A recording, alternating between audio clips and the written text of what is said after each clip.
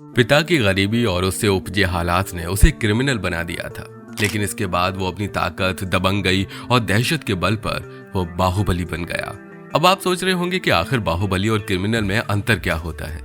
तो आपको बता दें कि ये क्रिमिनल वो होता है जो क्राइम करने के बाद पुलिस और कानून से बचने और भागने की कोशिश करता है, सबूतों को मिटाने की कोशिश करता है ताकि कहीं उसके खिलाफ अदालत में कोई केस न साबित हो जाए।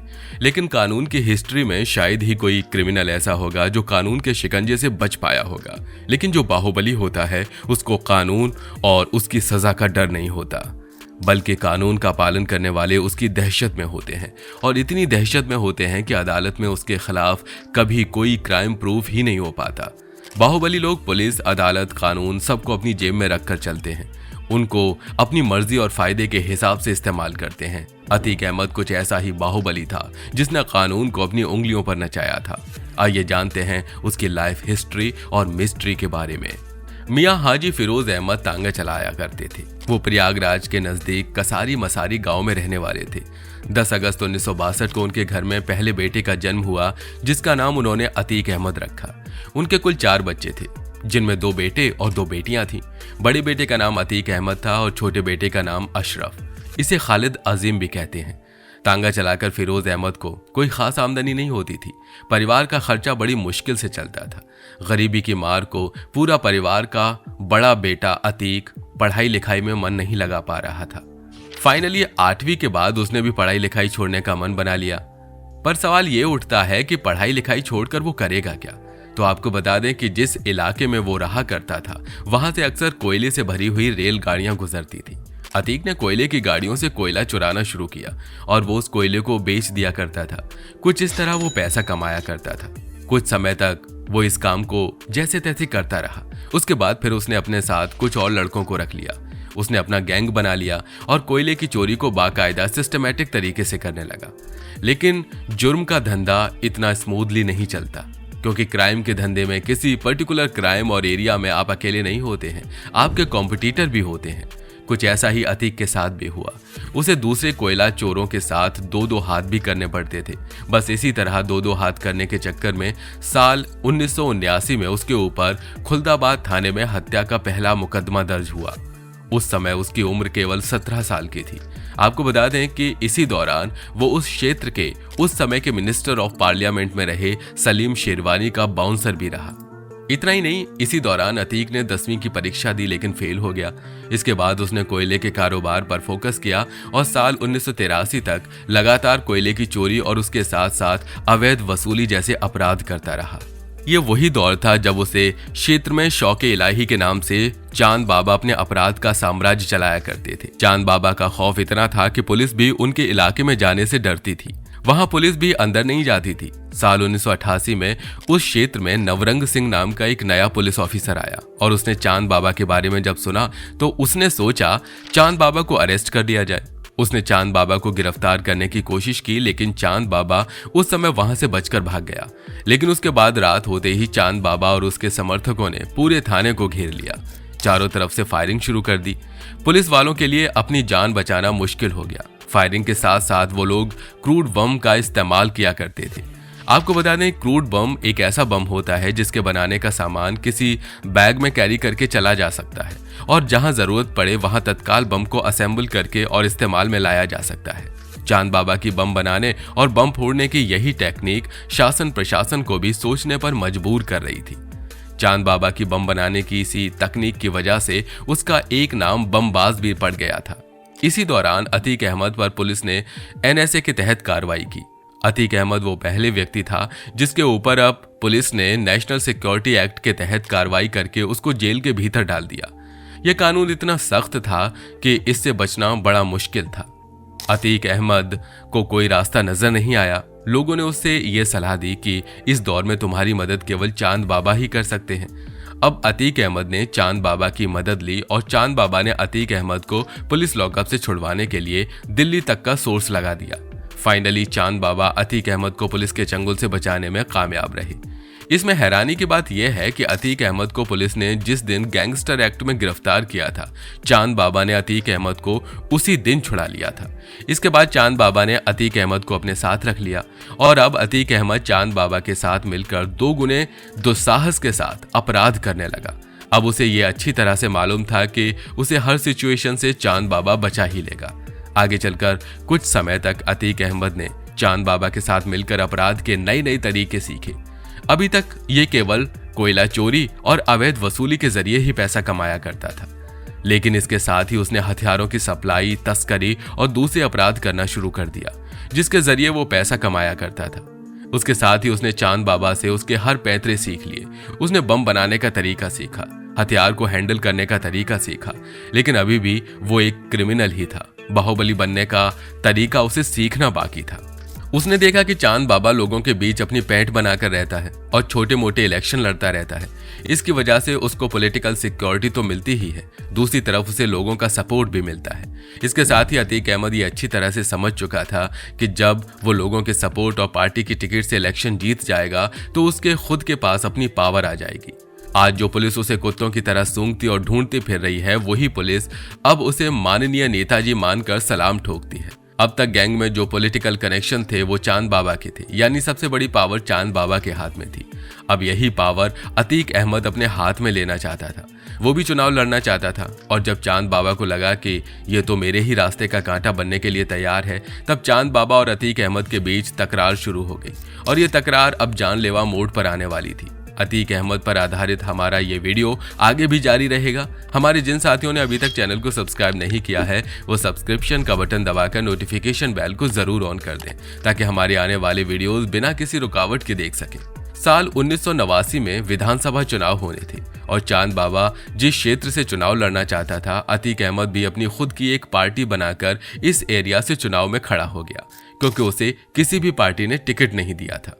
इस सिचुएशन पर इलाहाबाद विश्वविद्यालय के स्टूडेंट यूनियन के पूर्व लीडर और उस समय के सामाजिक विज्ञान के ज्ञाता रहे अभय अवस्थी ने बताया कि इस चुनाव का बेसिक फंडा ये था कि जो पार्टियां चांद बाबा के सपोर्ट में थी वो चांद बाबा के साथ थीं, लेकिन अतीक अहमद को चांद बाबा के खिलाफ काम कर रही पार्टियों का सपोर्ट मिल गया। इस चुनाव के दौरान चांद बाबा और अतीक अहमद के लोगों के बीच कई बार गैंगवार हुई, झगड़ा हुआ, लेकिन जब इलेक्शन का रिजल्ट आया तो उसमें अतीक अहमद को जीत मिली। इस जीत के कुछ दिन बाद ही चांद बाबा की हत्या हो गई। इसके बाद चांद बाबा की पूरी क्रिमिनल लेगेसी और धंधा अतीक अहमद ने हथिया लिया। अपराधियों के इस ग्रुप में हिंदू, मुस्लिम, सिख, ईसाई सभी कम्युनिटी के लोगों की एंट्री थी। वो सभी मिलकर अपराध करते थे और अपराध के माल को भी आपस में मिलकर बांट लेते थे। जब भी अपराध करते थे तो अपने टारगेट को चुनने से पहले भी हिंदू, मुस्लिम, सिख, ईसाई नहीं देखते थे। ये केवल पैसे वालों को देखते थे और उनके साथ ही अपराध करते थे। इतना सब होने के बावजूद भी साल 1989 से लेकर साल 2004 के बीच अतीक अहमद ने इसी विधानसभा सीट से लगातार हो रहे चुनाव में जीत हासिल की और माननीय विधायक बन रहा। आपको बता दें कि इस सीट से अतीक अहमद ने हर बार बड़ी बड़ी पार्टियों के दिग्गज नेताओं को हराया। उस दौर में चुनाव लड़ने के लिए पैसे और बाहुबली की जरूरत होती थी। अतीक अहमद के पास इसकी कमी नहीं थी। वो अपराध के जरिए तो पैसा कमाया करता था, इसके साथ ही उसने लोगों की जमीनों पर जबरन कब्जा करना शुरू किया। जब भी चुनाव आते थे तो अपने क्षेत्र के बड़े बड़े व्यापारी, हॉस्पिटल, बिल्डर और सभी पैसे वाले लोगों के ऊपर इलेक्शन टैक्स लगा दिया करता था और उसकी वसूली किया करता था। उसकी एक आवाज पर उसकी पार्टी के अकाउंट में करोड़ों रुपए आ जाते थे। बड़ी बड़ी पॉलिटिकल पार्टी के लिए भी वो फंड इकट्ठा किया करता था। उसके एक इशारे पर उसके पीछे हजारों लोग खड़े हो जाते थे। इसके अलावा इस बात के भी आप लगेगी, चुनाव के टाइम में वो बूथ कैप्चरिंग किया करता था। दूसरे क्षेत्र से लोगों को ट्रकों में भरकर लाया करता था और उनसे अपने फेवर में वोटिंग कराया करता था। साल 1995 में बहुजन समाज पार्टी की कद्दावर नेता मायावती के खिलाफ जो गेस्ट हाउस कांड हुआ था, उस कांड में मायावती को गेस्ट हाउस में ही बंद होना पड़ा था। कहते हैं कि इस कांड में भी अतीक अहमद का हाथ था और उसके बाद अतीक अहमद का नाम काफी फेमस हो गया। साल 2004 में समाजवादी पार्टी ने फूलपुर लोकसभा सीट से अतीक अहमद को टिकट दे दी और अतीक अहमद ने यह चुनाव जीत लिया। अब वो माननीय विधायक से माननीय सांसद बन गया। आपको बता दें कि फूलपुर विधानसभा सीट से पंडित जवाहरलाल नेहरू, वीपी सिंह जैसे बड़े बड़े नेता चुनाव जीतकर संसद पहुंचे थे। फूलपुर लोकसभा सीट जीतने के बाद अतीक अहमद को अपनी विधायक वाली सीट छोड़नी पड़ी। साल 2004 के अक्टूबर महीने में अतीक अहमद की विधायकी वाली सीट पर उपचुनाव हुए। अतीक अहमद चाहता था कि यह सीट उसके परिवार के पास ही रहे, इसलिए उसने समाजवादी पार्टी के टिकट से अपने भाई अशरफ अहमद को चुनाव में उतार दिया। बहुजन समाज पार्टी ने इस सीट से राजू पाल को चुनाव में उतारा। आपको बता दें कि राजू पाल भी यूपी के उसी क्षेत्र के छोटे मोटे दूसरे क्राइम सिंडिकेट के टच में था। उसके ऊपर अनीश पहलवान को मरवाने का आरोप था। हालांकि आप अदालत में स्थापित नहीं हो पाया। जब इस चुनाव का रिजल्ट सामने आया तो अतीक अहमद के भाई अशरफ की हार हुई और इस सीट पर राजू पाल की जीत हुई। राजू पाल की इस जीत से अतीक अहमद को जबरदस्त झटका लगा। अब वो किसी भी तरीके से राजू पाल से अपनी हार का बदला लेना चाहता था, और वो भी उसकी जान लेकर। राजू पाल को चुनाव जीते हुए 1 महीना हुआ था। नवंबर 2004 में उसके ऊपर बम और बंदूक से पहले हमला हुआ, लेकिन उसकी जान बच गई। राजू पाल के ऊपर दूसरा जानलेवा हमला दिसंबर महीने में हुआ। उसकी किस्मत अच्छी थी कि इस बार भी उसकी जान बच गई। इसके बाद 16 जनवरी साल 2005 को राजू पाल की शादी पूजा पाल से हो गई, और शादी के ठीक 9 दिन बाद यानी कि 26 जनवरी 2005 के दिन राजू पाल अपनी जीप में बैठकर अपने साथियों के साथ रिपब्लिक डे सेरेमनी के लिए अपने गांव की तरफ चल रहा था। रास्ते में कुछ गाड़ियां उसका पीछा कर रही थी। उस वक्त राजू पाल के साथ उनके दोस्त और वकील उमेश पाल भी मौजूद थे। अचानक राजू पाल की गाड़ी को 20 से 25 लोग घेर लेते हैं और बीच बाजार में उसकी गाड़ी पर फायरिंग शुरू हो जाती है। राजू पाल को गोली लग जाती है और वो पूरी तरह से घायल हो जाता है। लोग उसे टेम्पो में डालकर हॉस्पिटल की तरफ लेकर जाते हैं, मगर हत्यारे राजू पाल के उस टेम्पो का भी पीछा करते हैं और अस्पताल में जाकर एक बार फिर गोली चलाते हैं। उसके ऊपर बम चलाते हैं। राजू पाल को 19 गोलियां लगती हैं और वो वहीं पर परलोक सिधार जाता है। लोगों को जैसे ही पता लगता है कि बहुजन समाजवादी पार्टी के विधायक राजू पाल की दिन दहाड़े गोली मारकर हत्या कर दी गई, तो लोग गुस्से में भर जाते हैं। बहुजन समाजवादी पार्टी के लोग सड़कों पर इकट्ठा होकर धरना प्रदर्शन पर उतारू हो जाते हैं। राजू पाल की पत्नी पूजा पाल कंसर्निंग थाने में जाती है। वहां पर अपने पति की हत्या के खिलाफ अतीक अहमद, अशरफ अहमद और अन्य लोगों के खिलाफ हत्या का मुकदमा दर्ज कराती है। इस मुकदमे में कुल 7 लोगों को आरोपी बनाया जाता है। पुलिस इस मामले को ठंडा बस्ते में डाल देती है। एक बार फिर विधायक की सीट खाली हो जाती है और यहाँ पर फिर उपचुनाव होते हैं। बहुजन समाज पार्टी यहाँ से राजू पाल की पत्नी पूजा पाल को टिकट देती है, जबकि समाजवादी पार्टी से एक बार फिर अशरफ को टिकट मिलती है। पूजा पाल ये चुनाव हार जाती हैं और अतीक का भाई अशरफ इस क्षेत्र का विधायक बन जाता है। इसी क्षेत्र का एमपी खुद अतीक अहमद था और यूपी में समाजवादी पार्टी की सरकार थी। कुल मिलाकर अतीक अहमद की मनमानी और उसकी दहशत अपने टॉप लेवल पर पहुंच गई थी। अतीक अहमद के बारे में फेमस था कि वो कॉन्ट्रैक्ट किलिंग के साथ साथ अवैध वसूली, एक्सटॉर्शन जैसे दूसरे कामों में पैसे कमाया करता है। अतीक अहमद अपनी काली कमाई का पैसा भलाई के काम में भी लगाया करता था। पैसा वो उन गरीबों में भी खर्च करता था जिनकी बच्चों की शादी नहीं हो रही होती थी, जो जरूरतमंद होते थे। वो ये भी डिसाइड कर देता था कि किस शादी में कितना दहेज दिया जाना है। उसकी अपनी अदालत में चलती थी, जिसमें वो लोगों के फैसले दिया करता था, उनके मामलों को सुलझाया करता था। किसी में भी इतनी हिम्मत नहीं थी कि अतीक अहमद के फैसले के विरुद्ध जा सके। साल 2007 में एक बार फिर उत्तर प्रदेश में विधानसभा चुनाव हुए।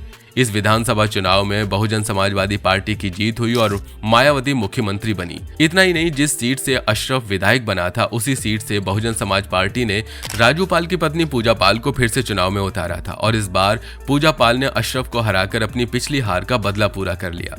बहुजन समाज पार्टी की सरकार में अतीक अहमद और उसके गैंग के सारे पाप खुलकर सामने आने लगे।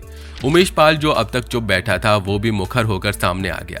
उसने पुलिस के सामने बाकायदा बयान दिया कि अतीक अहमद ने साल 2006 में उसे किडनैप करके इस बात का दबाव बनाया कि राजू पाल वाले मामले में वो अपने बयान को बदल दे। इसलिए उसने अतीक अहमद के दबाव में आकर पिछला बयान दिया था। उमेश पाल की किडनैपिंग वाला मामला आगे चलकर अतीक अहमद की गले की हड्डी बनने वाला था। बहुजन समाज पार्टी की सरकार बनने के बाद अतीक अहमद को यह डर लगने लगा कि वो सरकार उसको एनकाउंटर में मरवा देगी, इसलिए वो यूपी छोड़कर गायब हो गया और दिल्ली में रहने लगा। साल 2008 में उसे दिल्ली से अरेस्ट कर लिया गया और जेल में बंद कर दिया गया। उस समय केंद्र में यूपीए की सरकार थी और यूपीए की ये सरकार अमेरिका के साथ एक न्यूक्लियर डील साइन करने वाली थी। विपक्ष इसका विरोध कर रहा था। फाइनली सरकार ने यह डिसीजन लिया कि इस मामले को लेकर संसद में वोटिंग कराई जाएगी और जिस फैसले के पक्ष में ज्यादा वोट पड़ेंगे वही फैसला फाइनली लिया जाएगा। सरकार चाहती थी कि फैसले के पक्ष में वोटिंग हो जाए, इसलिए उसने समाजवादी पार्टी से भी समर्थन मांगा। उसके पास 228 वोट थे और उसे 44 वोट की और जरूरत थी। वोटिंग का दिन नजदीक आने के बाद अतीक अहमद समेत 6 लोगों को जेल से बाहर निकाला गया ताकि वो वोट कर सकें और इसके लिए उन्हें समय पर संसद भवन पहुंचाया गया। ये बात संसद के रिकॉर्ड में भी मौजूद है कि भारत की न्यूक्लियर डील को लेकर अतीक अहमद ने भी वोट दिया था। समाजवादी पार्टी चाहती थी कि अतीक इस डील के पक्ष में वोट करे, लेकिन अतीक अहमद ने इस डील के खिलाफ वोट कर दिया। उसकी वजह से समाजवादी पार्टी ने अतीक अहमद और उसके 6 एमएलए को पार्टी से बाहर का रास्ता दिखा दिया। अतीक अहमद के ऊपर 100 से भी ज्यादा मुकदमे दर्ज थे, लेकिन एक भी मुकदमा उसके ऊपर साबित नहीं हो पाया। इसके भी कई कारण थे। अतीक अहमद का केस सुनने से ही न्यायाधीशों ने मना कर दिया था। लगभग 10 जज ऐसे थे जो अतीक अहमद का केस सुनना ही नहीं चाहते थे। अतीक अहमद को पुलिस के जो सिपाही हथकड़ी लगाते थे, उसके साथ इधर से उधर जाते थे, वो अतीक अहमद के सामने जाने से पहले अपनी वर्दी से अपनी नेम प्लेट निकालकर जेब में रख लेते थे ताकि अतीक अहमद को उनका नाम न पता चले। अतीक अहमद पर कोई केस साबित नहीं हो पाया। यही वजह थी कि उसके चुनाव लड़ने पर कोई रोक नहीं लग पाई। साल 2009 में उसने चुनाव लड़ा, लेकिन वो हार गया। इसके बाद साल 2012 में उसने राजू पाल की पत्नी पूजा पाल के खिलाफ चुनाव लड़ा, पर फिर हार गया। 2014 में उसे मुलायम सिंह यादव ने फिर से टिकट दिया। इसका विरोध अखिलेश यादव ने किया, लेकिन फिर भी उसे टिकट मिल गई। इस बार भी वो इलेक्शन हार गया। इतनी बार हारने के बाद अतीक अहमद का मूड राजनीति से उचट गया, लेकिन वो लोगों के बीच रहकर उनकी मदद जरूर किया करता था।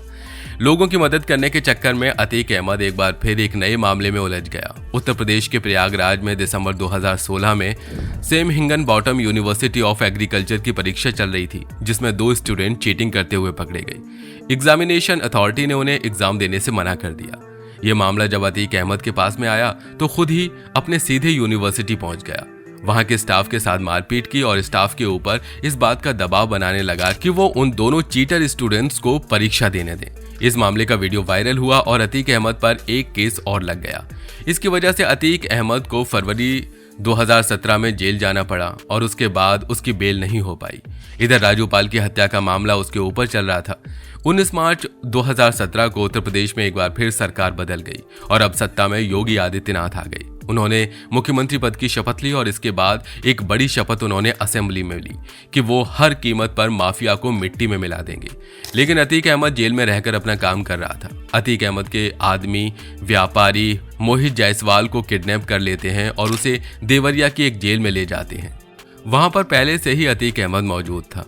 मोहित जायसवाल को देवरिया की जेल में ले जाने के बाद उसके साथ मारपीट की जाती है और कुछ पेपर्स पर उसके साथ जबरदस्ती साइन लिए जाते हैं। इस इंसिडेंट के बाद मोहित जायसवाल को छोड़ दिया जाता है और जब वो बाहर जाता है तो बाकायदा पुलिस में कंप्लेंट फाइल करता है और कहता है कि पुलिस वालों के साथ साथ जेल स्टाफ की मिली भगत से अतीक अहमद के लोग उसे देवरिया जेल ले गए, जहां अतीक अहमद ने उसे जबरदस्ती कुछ कागजात पर साइन करवा और उसकी 40 करोड़ की कंपनी अपने और अपने परिवार वालों के नाम पर लिखवा ली। जेल में अतीक अहमद का यह रोल देखकर सुप्रीम कोर्ट उसे गुजरात की साबरमती जेल में रखने का आदेश देती है। सीबीआई भी राजू पाल वाले मामले में तेजी ले आती है और फाइनली अतीक अहमद, उसके भाई अशरफ समेत कुछ लोगों पर आरोप तय किए जाते हैं।